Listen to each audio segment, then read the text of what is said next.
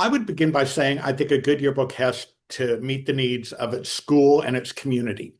I will admit up front that I'm biased because I work at a press association and I'm a journalist and I'm a journalism major. So I definitely am in the group of people that think that a yearbook should be a journalistic publication. Another reason for that is in many schools, academic credit is awarded for working on this publication. So it has to cover the year in a responsible journalistic way. With that in mind, I think that a good yearbook needs to provide very comprehensive coverage. You need to look at your school and look at the demographics of your school, the makeup of the student population, and then look at the book and go, does our product really reflect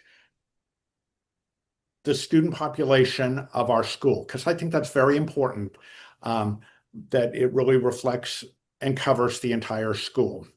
A couple of other things that I believe are fundamentally important is I think a good yearbook needs to have captions that tell us what's going on in the photograph.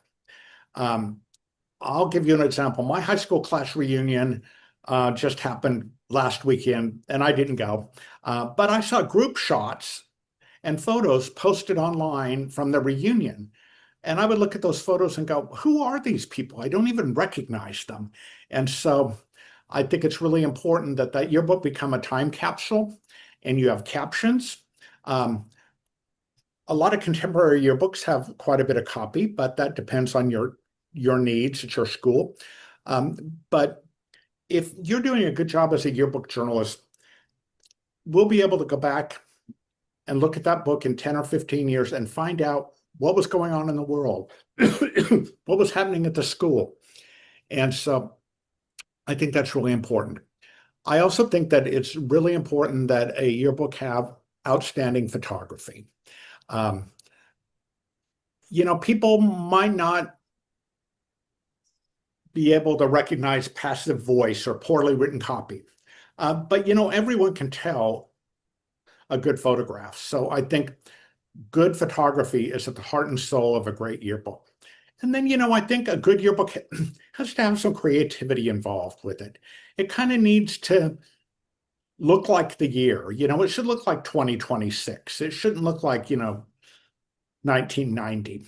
And so I think it really has to kind of have a personality and a style reflecting the school and the year.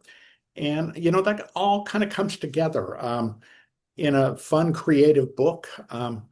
But I think the most important thing to remember is a yearbook is telling a journalistic story, and you're writing the history of the year. And if it's not in that book and it's not captured, it's not recorded.